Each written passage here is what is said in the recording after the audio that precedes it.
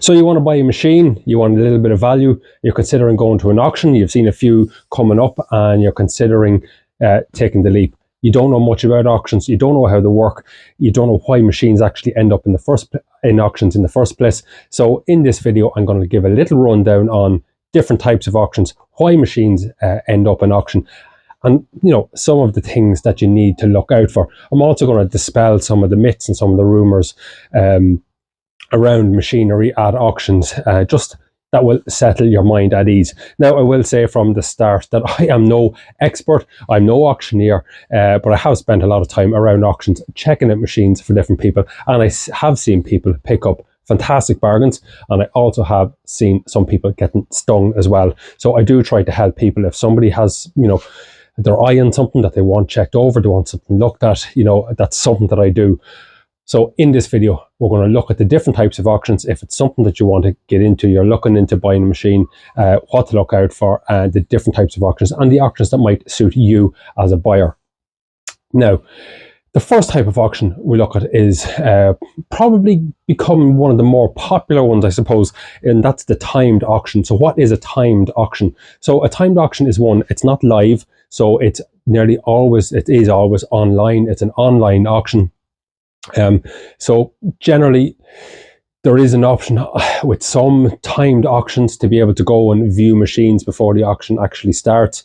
But it's an auction that's set up over a period of time. So 7 days to maybe 10 days to 2 weeks. The clock starts and you go online, you see something you like and you bid on it. And then you wait and you see there's somebody else bidding it, and you wait and see there's somebody else bidding it until the time runs out.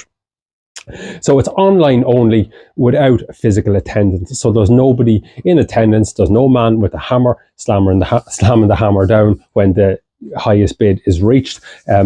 So you just keep watching. You keep an eye online over the number of days that it takes, and until it gets to the very last day, the very last hour and very last minute, and the highest bidder at the end wins. That's generally the way it works. So, the advantages of you have a wide buyer pool. So obviously people from all over the world can bid on timed auctions. They are very convenient. So if you're someone that's very busy and you haven't got time to go to a physical auction, maybe you've seen something that you like, you think there might be value in it. The reserve is pretty low. So the reserve price, that's a price that the auction house has set, or the owner has set, that they want a minimum value for that machine. You think you can live with that? Well, it's something that you might fancy going for. That's it. It's a handy option. It's a really, really handy option. You can be in your office, you can be at home, you can bid at night time when you're sitting up in bed with the laptop on your lap. So there is strong competition, though, because you've got such a wide buyer pool. There will be strong competition in a timed auction because you can have thousands of people bidding on the same item. There is a little bit of risk, I suppose, because if it's not a physical auction and you haven't gone to see the machine, it is, of course, as always with any auction, worth doing your due diligence, because everything is sold as seen pretty much. And after the hammer falls, the clock runs out, as the case may be, it really is up to you to bear the brunt of what you're after buying. And, as I said, no real hands-on inspection, although, there are exceptions to that rule with some auction houses. So that's timed auction. So it's based over, a few days. It could be a week, it could be 10 days. And the highest bid is when basically the clock runs out. So your other type of auction, of course, is, your old traditional live auction. So that's where you go in person. Everybody stands around the lot that they're bidding for. The auctioneer starts off, can I have 10,000, can I have 12,000? And it just goes from there, and it's a bit of a frenzy. That's a live auction, and they can take from, 30 seconds to, a couple of minutes to a little bit longer to actually get something sold. It does happen very, very quick. You have to be there, at the time when the hammer falls, if you want to bid on that machine. There's no waiting around.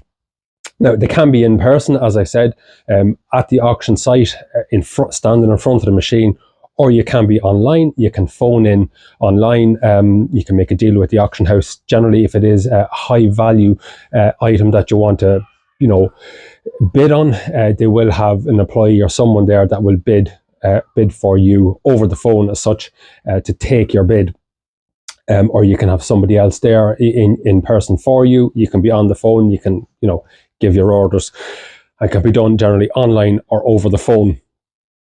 So there is a good opportunity with a live auction to go beforehand, a couple of days, a week maybe before, to view the catalogue of machines that's there, to inspect them, to start them, to often drive them, have a good look around and know exactly what you're buying, what you're bidding on before the bidding starts. Generally, at live auctions, you will have serious buyers. You will have people there that know what they're doing. You'll have more professional buyers. It's easier for the novice as such to sit back at home on his couch at a timed auction and just, watch it going along and bid as it goes along. But the live auction, it's more frenzied, and you have to be able to make up your mind whether you're doing a deal there or not, as the case may be. And if you've got people with a big wallet standing beside you who's bidding against you, well then, it's not for the faint-hearted.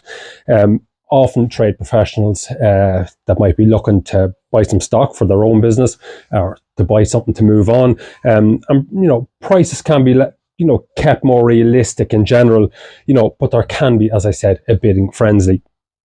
There is, of course, as I said, that hybrid option with the auction house. So you got your online by phone or in real time, your absentee or commission bid then, so that, you can leave a maximum bid. So with the auction house, you can leave a bid with them and you can say, right, I want to bid a maximum of 12,000 on that particular machine or item, whatever it is. And the auction house or the auctioneer will bid for you up and to that price. So that's where it takes a little bit of discipline. You have to say, I'm not going any higher than that. So that's an absentee or a commission bid that will be, you will set your limit before the auction. You won't be in person, but the auctioneer will bid for you. So why do machines find themselves at auction? Now, I often hear people claiming that, why would you buy something at auction? It's only some scrap that somebody doesn't want. There's obviously something wrong with it. If they're not going to sell it private, if the dealership is not going to sell it on their lot and they're putting it through the auction, all you're buying is scrap. There's a reason machines are at auction. Well, there is a reason machines are at auction, and there's a lot of really good, genuine reasons that machines are at auction. The first one we're going to look at is a farm dispersal. So a farm dispersal, that will take place generally if, there's a complete or partial sale when a farmer either downsizes, retires or leaves farming. So you'll have a good variety of machinery, that always pretty much can be viewed, and there will be an off-farm condition. So, they won't have gone through a workshop, they won't be, validated as such. In most cases, generally they will be in an off-farm condition. They're just being cleared because the farmer is either retiring, downsizing, or maybe changing practice. And then another type, of course, is a contract dispersal, which is very, very similar to the farm dispersal. Similar. A lot of these machines can be high hour, mixed variety machines. So you could have machines for, your silage and your slurry, your tillage work, your arable, maybe a bit of plant stuff thrown in as well, because contractors, they will have a lot of equipment to keep them going all year round. And again, they could be downsizing, they could be just looking to, free up some cash to buy some new machines, or they could be selling up altogether and it's just a dispersal. They're getting rid of all the machines. Moving on then, so the next one you could look at would be a dealer clearance auction. So that's where a dealer might decide to sell off some older trade and stuff that they have in stock a long time, red stock as we call it, or slow moving machinery. And why would they do that? Well, they do that often to free up working capital and to clear some space in their yard, maybe for some fresher stock coming in. And that would be a dealer clearance. Generally, if a dealer has a machine there over a year or 18 months, it's considered red stock, and they will want to, move it on, put it to the auction where they can pretty much guarantee that it's going to shift, at a knockdown price. But it will free up some working capital to, buy in some fresher stock, some newer machines. Of course, then you have the next type, which would be a finance or a repossession auction. And this is due to, non-payment or insolvency of an individual or a company, where the machines are on finance and they have been taken back by the finance company because, commitments haven't been met by the purchaser. These are pretty much always relatively modern machines, because if they're under finance for 3 or 5 years, they're going to be within that period of time of age. Newer machines, usually lower hours, and there can be good value, because generally what a finance or repossession company will want to do is they'll want to claim back what they have what they're out. So if a machine is bought for 100,000 and the farmer has paid back, or contractor, whoever it is, has paid back 50 or 60,000, there's an outstanding, balance there, 40,000. So they could sell that machine off just to reclaim their money, and anything over that will go back to the person who originally owns the machine. The machine could be worth 70, but they'll just get rid of it just to get their money back. So after that, then you're looking at an estate or an executor auction. Now, an executor auction is where somebody passes away, and the executor is the person who's left in charge of the will, to manage the assets of the deceased. So, it's a sale, obviously, following a death or an estate settlement. So these are often perhaps older machines that might have been, on the farm of this person that has, passed away. There could be older machines that could have been lying around for a while. There is good value potential. They probably will have left in storage and have had limited use, unless, of course, it's a sudden death by somebody who's young enough. But generally, executor or estate settlements will be generally of older machinery, and they might have been left sitting around for a year or two while all the due diligence as such has been done with the estate of the deceased, and there's some good value to be got there. Moving on then, another reason that machines can find themselves in auction is insolvency or liquidation.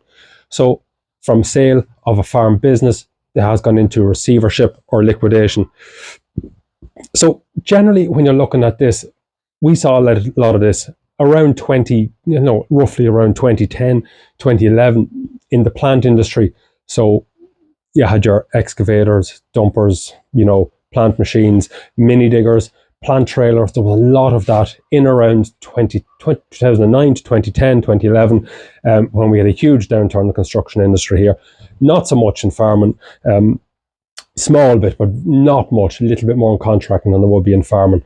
So plant, forklifts, telehandlers, the likes of that. You've got motivated sellers, so you've got sellers who want to get rid of those assets, but they want as much money as possible for it. So there's a strong price potential because there is bills to be paid off. Whoever's taken on this receivership or liquidation, they want as much money as they can to cover the bills of that company. So that's another reason that a machine might find itself in an auction. As regards the state of these machines, if they couldn't, the business has been in distress, it's quite possible that they haven't been maintained or serviced over a period of time. So it is always, with any machine, no matter where it is, it's imperative that if you're buying at auction, to do your due diligence on it and make sure you know exactly what you're buying.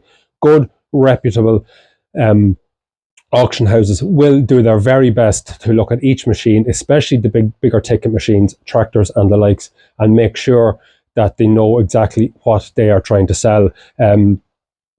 Not so reputable ones, some scrupulous ones, they don't care. It'll be just out the door and good luck to you. But the reputable ones that we'll mention later on, they will have the buyer and the seller's back as well. So number 7 then is another one that people mightn't think of. That's government and local authority auctions. So, tractors, mowers, sweepers, maintenance equipment from councils and stuff like that. Always very well maintained, have great service history, lightly worked and not abused. Generally the best of the best. The spec mightn't be the highest on them. There might be the basic spec model, but they will always be looked after because, when you're talking with government and local authorities, they will spend what needs to be spent to keep these machines right. And they are a great option. Like the machines come from the OPW or something like that. There are local councils who are selling off, they're a great option. Because they're always going to be pretty much in good condition with a good service history and well maintained. So that's another reason the machine might find itself at auction. Moving on then, one of the last ones then, so you're looking at your vintage and classic auction. So these are specialist auctions for collectors or individuals who they're into their vintage, their classic, restored or collectible machines. We see a lot of this, especially in the UK, with a lot of collections that have been up for sale recently enough. And I know there's a big one coming up soon enough. The Morn collection is up for auction in the next short while. It's one to keep an eye on. A lot of Massey Ferguson stuff in that auction. I know a few men that will be interested in what stuff makes at that. But vintage and classic auctions, they are huge, especially in the UK. Not so much in Ireland, but in the UK they are. Vintage and classic auctions. Stuff always makes good money. The good collectible rare stuff is making huge money at the minute. When you look at some of the results from Cheffins auctions, 60, 70, 80,000 for a Massey Ferguson 390T is huge money. So that's a few of the reasons why machines will find themselves at auction. And you will have just the individual farmer maybe that just wants to get rid of a machine, doesn't want the hassle of having to put it up on Done Deal or, advertise it and have to deal with tire kickers. He'll just put it into the auction, one of his local auctions, and just get what he can for it. That's just an individual sale. The auction house will take it on, sell it for him, take their commission, and everyone is happy. Looking at different auction houses then, I suppose in Ireland, there's a couple of big ones. Wilson's are big, and then of course Hennessy machinery auctions are very big, and they'll be very reputable as well. In the UK then, the biggest one obviously is Cheffins, and they do seem to command a premium because they would have a huge name and a wide pool of buyers from their auctions, and a lot of big dispersal sales going on in the UK at the minute. And lads readjusting their farming practices, they're either downsizing or they're changing from one to the other. Looking at the auction houses themselves, so how does it work? So hammer price is the price that, when the hammer falls, say it's 40,000, that's the hammer price. That's not what you pay for it if you're buying the machine. Obviously, there's a buyer's commission then on top of that, and the buyer's commission will vary from, auction house to auction house. So I think, a lot of places would have maybe a sliding scale. The first, up to 10,000 might be 10%, and then it might be 5% for the remaining, amount. When they might have a cap on it. I know there's some places charging 25% across the board. They might have a sliding scale where it gets a little bit lower. I think Hennessy's charged, I think it's 10%. Up to 500 and then 5% on the balance. So that's not bad. That's reasonable. And of course, then you've got 23% VAT on the commission. So not all machines that are sold will be, eligible to pay VAT on because they won't have a VAT receipt with them. But you do have to pay VAT on the commission. So if a machine is 40,000 and the commission is 10%, that's an extra $4,000. So that's 44,000, and you pay 23% then on $4,000, which is getting towards another grand. So you're heading towards 45,000 then. And then of course you've got other, transport costs and that go along with it. So when you see the hammer fall, and that's the price that the person selling will get, the buyer's commission will go on top of that then. And of course they are entitled to get their commission, and that's what they're there for. They cost money to advertise all these machines, to set it up, to pay for everything, and they're entitled to their commission, whether it's 5%, 10% or 25%. 25% is on the strong side. So of course you would have a bidding deposit then. So if you want to bid, you have to give a deposit. So that just does away with the time waste. So basically you give down €500 or whatever the case is with the different auction houses. Some are a little more, some are up at €1,000. To be able to bid online, you have to register an account, pay your bidding deposit, and go from there. You can bid on the machine then, and it is refundable. Of course, it is refundable. I think with Hennessy's, I think they have a cap, commission cap of €1,000 plus VAT. So no matter what you're selling or buying, the commission cap will be €1,000 plus VAT. Now I stand corrected on that. Wilson's then are a big auction house as well, sites in Dublin and Belfast, and then Cheffins obviously is the biggest one in the UK. So look, that's it. All I can say is do your due diligence, and whatever auction house you decide to go and have a look at, do your research on the auction house as well, because there are some cowboys out there. Look up the reviews on Google, look up the reviews online, speak to someone who's dealt with them already.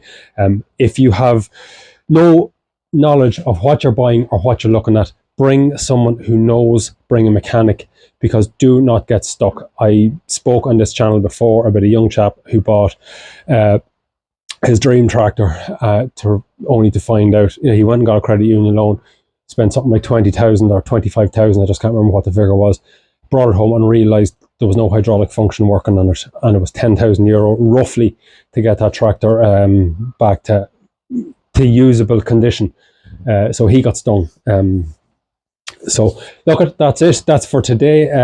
Tell me about your experiences with auctions. Do you buy from them? Do you sell at them?